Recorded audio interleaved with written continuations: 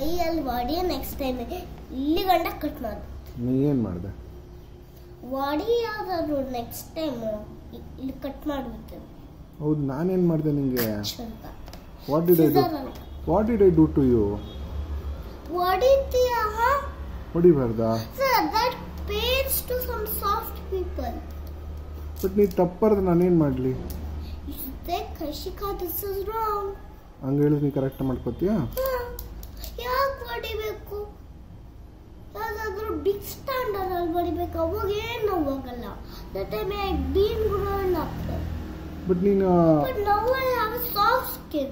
I'm not doing anything. But ನೀನು I can't even do that boxing only. I can't even do that rod only. In treadmill I can't do at least fast. You can also do it in fast speed.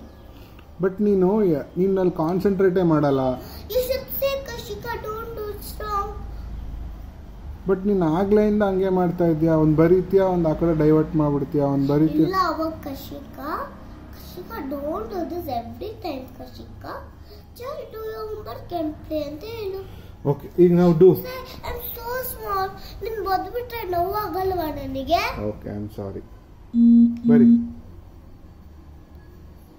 So you should be next time in body ಕೈ cut ಮಾಡ್ಬಿಡ್ತೀನಿ. ಸರಿ, ಆಯ್ತು. ಏನು